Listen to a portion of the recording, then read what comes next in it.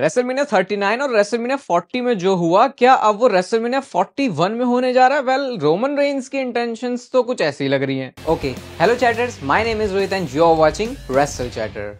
तो इस वीडियो में बात करने वाले हैं आज ये स्मैकडाउन के शो के बारे में। कैसा शो रहा, 3 घंटे की स्मैकडाउन होने लगी है, क्या है शो की रेटिंग, सब कुछ डिस्कस करेंगे। और बस आप कर देना हर बार की प्रथा पूरी, और वो है इस वीडियो को लाइक करना, चैनल को सब्सक्राइब करना। सबसे पहले जो स्मैकडाउन की स्टार्टिंग है वो होती है पॉल हेमन के साथ। पॉल हेमन रिंग में आते हैं और भाई आज पॉल हेमन जो प्राउड में, जो गर्व में, जो खुशी में लग रहा था, उसका तो कुछ आप वो चेहरे पे ही पढ़ सकते हो पॉल हेमन के, क्योंकि अब जो ओरिजिनल ट्राइबल चीफ है वो क्लेम कर सकते हैं रोमन रेंस अपने आप को। और पॉल हेमन भी यही आके बोलते हैं कि there is only one reigning defending world heavyweight champion, ये सब करके उन्होंने सब नाम जोड़ दिए उनके साथ में, और कहते हैं वो है ट्राइबल चीफ रोमन रेंस। और कहते हैं मुझे आज ओटीसी ने ऑथराइज किया है कि अब वो अपना नेक्स्ट प्लान बता कि अब उनको किस तरफ जाना है, क्या वो करना चाहते हैं। कहते हैं एक बंदा है जिसके सामने ये चीज मैं फेस टू फेस कहना चाहूंगा, जो कि है हमारा raining defending undisputed champion Cody Rhodes. और वो कहते हैं कि अगर वो आ जाए तो ठीक है, सामने बता दूंगा। मैं सोचा था पॉल हेमन इतने जो शरीफ आदमी, उससे तुम पूछ रहे हो कि तू सामने आ जाएगा? भाई उसको कोई भी रिंग में एक फैन ही बोल देना कि भाई आज यार जरा मुझे हाथ मिलाना है, वो वैसे भी निकल के आ जाएगा। तो तुम तो फिर भी वाइज मैन हो। कोडी रोड्स की एंट्री होती है, कोडी रोड्स आते हैं रिंग में और सबसे पहले दोनों ने हैंडशेक किया। थोड़ा सा ना अभी भी ऑकवर्ड और वियर्ड सा लगता है मुझे ये देखना कि ये दोनों बंदे हैंडशेक कर रहे हैं, क्योंकि इतने टाइम से दिमाग में ऐसा ही भरा हुआ है ना कि जो ब्लड लाइन है वो हमेशा कोडी रोड्स के अगेंस्ट हुई है, लेकिन क्योंकि अब ब्लड लाइन भी वही फेस हो चुकी है तो वो थोड़ा सा अटपटा लगता है। बट इन्होंने यहाँ पे हाथ मिलाया और इसके बाद पॉल हेमन ने शुरू कर दी अपनी सारी जो प्लान्स है वो बताना। थोड़ी सी तारीफ भी कोडी रोड्स के बारे में कहते हैं, हाँ भाई जो तुम्हें ये क्राउड इतना अच्छा रिएक्शन दे रहा है, तुम सब डिजर्व करते हो, इवन इससे ज्यादा डिजर्व करते हो, और अब तो रोमन रेंस भी तुम्हारी रिस्पेक्ट करता है। ऐसा करके कोडी रोड्स को थोड़ा सा उन्होंने खुश कर दिया और कहते हैं कि रोमन रेंस ने मुझे कहा है कि कुछ बातें उनको आके बोलनी है and Roman Reigns wants his title back. ऐसा करके उन्होंने क्लियर बता दिया कोडी रोड्स के मुंह पे ही। और कहते हैं कि रोमन रेंस ये भी चाहता है कि कोडी रोड्स तू भी ये जान ले कि अब वो अपना टाइटल लेने ही वापस आएगा। और यहां से एक बड़ी चीज अनाउंस होती है, जो कि हमें पता चला कि रोमन रेंस की एंट्री होने वाली है रॉयल रंबल मैच में, और एक बार फिर से रोमन रेंस टाइटल के लिए लड़ेगा और कोडी रोड्स तेरे साथ मैच होगा। ऐसा पॉल हेमन आके बोलते हैं। तो मतलब ये अब ऐसे ही दिखा रहे हैं कि हाँ भैया, क्योंकि इनको मैच को जो हाइप करना है। एक एंट्री हमको ऑलरेडी मिल चुकी है जो कि है जॉन सीना की। जॉन सीना रोमन रेंस दोनों रॉयल रंबल मैच के अंदर कंपीट करेंगे। और आज जो दूसरी वीडियो आने वाली है चैनल भाई, जॉन सीना के ऊपर ही वो एपिसोड है, बिल्कुल मिस मत करना उसको। पूरी जॉन सीना का आगे जो सीन है फेयरवेल टूर के अंदर वो कैसे चलने वाला है, एक बहुत शॉकिंग चीजें भी है उसमें। तो भाई वो सुनना जरूर, आप शाम को उसके लिए वेट कर सकते हो। अब इतना सब कुछ बोलने के बाद पॉल हेमन कहते हैं, so what do you want to talk about, क्योंकि सब जो बातें वो तो उन्होंने बोल दी। अब कोडी रोड्स माइक पर आते हैं। भाई मैं अगर कोडी रोड्स की जगह होता मैं तो गुस्से में जल के वहीं राख हो जाता। कोडी रोड्स के बोलने के टाइम पे केविन ओवंस बोलना शुरू हो जाते हैं। पता नहीं कहां से क्राउड से वो निकल के आ रहे हैं। तो केविन ओवंस आके बोलते हैं कि you know what I want to talk about. इसके बाद वो बोलते हैं कि जब मुझे लगा कि भाई इससे बेकार कोडी रोड्स तू क्या ही कर सकता है, जो तूने रोमन रेंस के साथ बैड ब्लड में टीम बना ली, तूने रॉक के हाथ भी जो है वो मिला ली। और तूने ऐसा बताया क्यों? क्योंकि उसने तेरे पिछवाड़े में चुम्मा दिया था। मतलब समझ रहे हो इंग्लिश में किस तरीके से उन्होंने उसको बोला होगा। उसके बाद वो कहते हैं कि तूने पॉल हेमन से भी हाथ मिला लिया। केविन ओवंस के जो अंदर का गुस्सा है वो और बढ़ते जा रहा है, क्योंकि अब सिर्फ रोमन रेंस के साथ यारी हो चुकी है, रॉक के साथ भी हो चुकी है, पॉल हेमन के साथ भी हाथ मिला लिया। लेकिन फिर वो कहते हैं भाई रियलिटी चेक तू ले, जब तूने ये हाथ मिला भी लिया तो उसके बाद क्या हुआ? तेरे से यही तो बोला जा रहा ना कि रोमन रेंस टाइटल वापस लेगा। तो भाई तू कभी समझ नहीं सकता, तू ऐसा नहीं कर सकता, तू वैसा नहीं कर सकता है। बोलते बोलते जब उन्होंने बोला तो भाई कोडी रोड्स को अब कुछ नहीं बोलना, बंदा इतना गुस्से में आ गया, जो कि शरीफ आदमी की तरफ से रेयर दिखता है। लेकिन केविन ओवंस ने जो हरकतें की हैं कोडी रोड्स को गुस्सा दिलाई देती हैं। कोडी रोड्स जाते हैं क्राउड में उनको मारने के लिए, वहां पे ब्रॉल कर रहे हैं। इतने में भैया घेराबंदी हो गई है पॉल हेमन की, क्योंकि Jacob Fatu and Tama tonga वहां पे आ जाते हैं। और अब ऐसा लगा कि भाई पॉल हेमन का सुल्तान हो सकता है। ऐसे कई मौकों पर हमने देखा बिल्कुल कॉर्नर पे जाके जो है पॉल हेमन चिपक जाते हैं। तो उनका सिग्नेचर ही हो गया, क्योंकि जब एक बंदा आ गया बड़ा तगड़ा तो भाई फिर पॉल हेमन तो साइड ही हो लेता है। लेकिन इस बार तो 2 बंदे आ गए थे। थीम सॉन्ग हिट होता है जिमी ऊसो का। यहाँ पे मुझे एक प्रॉब्लम है, अभी इस प्रॉब्लम के ऊपर मैं आऊंगा, पहले सिनेरियो बताता हूँ क्या हुआ। जिमी ऊसो आते हैं, दोनों के ऊपर अटैक किया और मुझे देख के अच्छा लगा जिमी ऊसो को कि भैया दोनों बंदों को ये अकेले भी मार सकता है, क्योंकि सुपर किक मारी, हिप अटैक किया, चेयर शॉट भी मारा। लेकिन जब तक जेकब फाटो को चेयर शॉट नहीं पड़ा तब तक मामला सही चल रहा था, क्योंकि इसके बाद जो है दोनों ने मिलके बजाया है जिमी ऊसो को। और जो प्रॉब्लम वाली बात है वो ये है कि अगर सबसे वीक लिंक आप देखोगे ब्लड लाइन के अंदर तो यार वो जिमी ऊसो ही लगते हैं। ऐसा क्या जरूरत है उनको हर बारी ऐसा दिखाने की, अगर वो बंदा अकेला है तो वो कुछ कर ही नहीं सकता। कभी तो ऐसा करो भाई कि जिमी ऊसो भी कुछ तगड़ा करे। इवन जब वो वापस भी आया तो उसके बाद भी मोमेंटम उनको दे सकते थे, वो दिया नहीं। तो भाई मुझे बुरा लगता है जिमी ऊसो के लिए, और आज भी ऐसा ही हुआ, मारा उन्होंने चेयर शॉट जेकब फाटो को तो उसके बाद उल्टा ही सब उनके ऊपर पड़ गया। और मुझे लगता है मैंने one of the most brutal super kicks in WWE में देखी है जो आज हुआ है, क्योंकि वो रेफरी को जो मारा भाई जेकब फाटो ने यार, वो तो कुछ ज्यादा ही खतरनाक लगा था। उसमें सेलिंग बहुत बढ़िया थी, क्या था वो, लेकिन बहुत बुरी तरीके से वो रेफरी गिरा।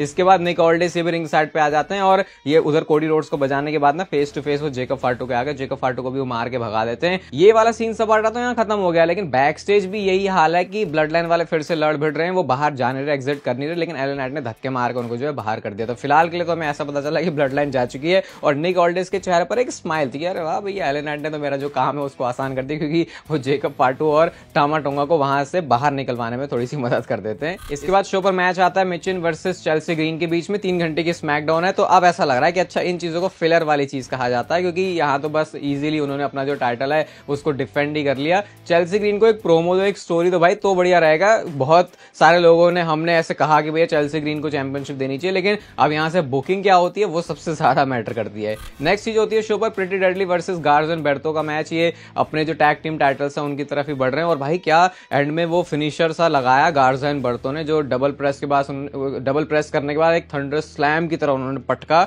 और पिन फॉल करके जो गार्जन बेर्तो है वो जीत चुके हैं और वो आगे बढ़ेंगे अब टैग टीम टाइटल के लिए। इसके बाद शो पर मैच आता है एले नाइट वर्सेस शिंसके नाकामुरा के बीच में, और शिंसके नाकामुरा की एंट्रेंस मैं मिस करता हूं, और आज उनका जो रिंग गियर है वो तो और भी कमाल का लग रहा था।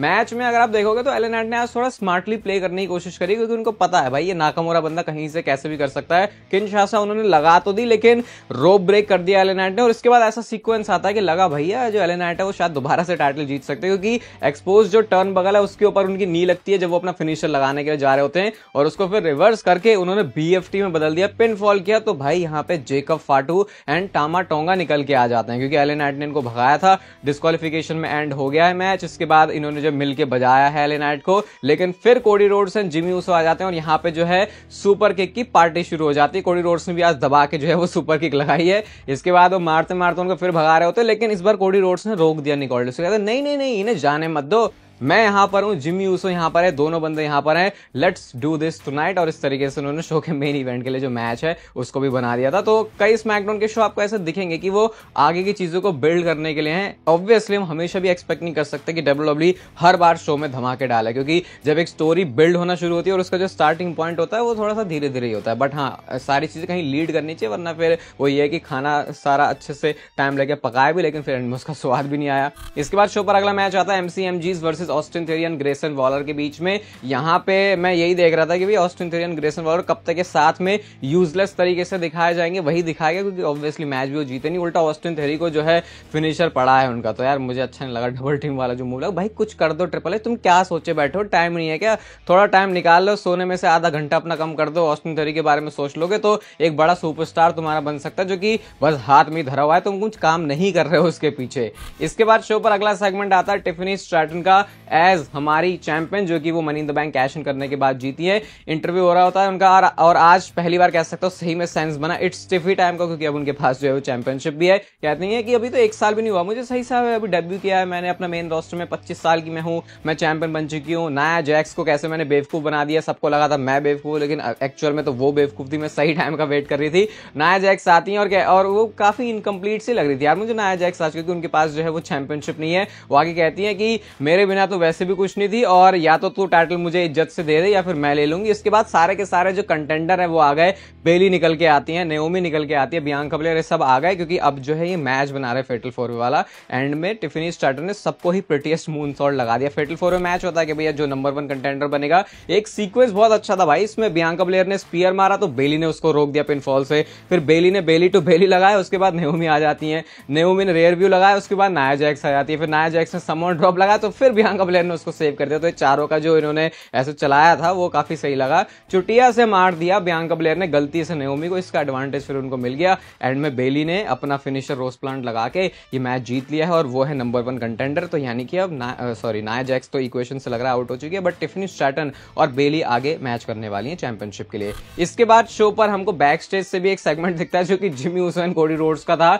तो कोडी रोड्स बताते हैं कि हाँ भैया ठीक है, as far as your cousin is concerned, मुझे पता है ये जो मैच है या जो भी बात बोली पॉल ने वो सब होना ही था। उसके बाद वो चले जाते हैं। कार्मेलो हेस यहाँ पे आते हैं और वो बताता है कि उस दिन तो 3-on-1 था, आज तो 1-on-1 है। जिमी ऊसो ने इज्जत से पूछा भाई वो क्या है जो तू कहता है, तो वो कहते हैं वो तेरी लाइन क्या है, बहुत प्राउड से फिर कार्मेलो हेस कहते हैं मेलो डोंट मिस। तो इसका जवाब दिया जिमी ऊसो ने, कहते हैं with all those bricks you can build a damn house. ऐसा करके उन्होंने जो वो राइम किया भाई, मुझे तो हंसी आ गई उस पॉइंट पे देखे, क्योंकि ऐसा बिल्कुल लगा कि ये कहाँ से जिमी ऊसो ने लाइन बोल दी। तो अपने ऐसी चीजों के लिए तो वैसे भी वो हंसाते हमको रहते ही हैं। बाकी शो का मेन इवेंट आता है Cody Rhodes and Jimmy Uso versus Jacob Fatu and Tama Tonga. आज सोलो सिकोवा नहीं थे शो पर, मुझे थोड़ा सा देख के अच्छा भी लगा है। रोमन रेंस के लिए जितना बेकार लगा भाई ये बंदा क्यों नहीं आ रहा शो पर, क्योंकि वो तो कुछ ज्यादा ही छुट्टियों पर है। सोलो सिकोवा के लिए अच्छा लगा कि भाई चलो यार इस बंदे को कभी तो छुट्टी मिली है, हमेशा इसी के ऊपर ही सारा ब्लेम ठोक देते हैं यार, क्या स्टोरी चली ब्लड लाइन की, आज बंदे ने खुद ही छुट्टी मार लिया। थोड़ा सा वो रेयर वाली चीज अगर सोलो सिकोवा के साथ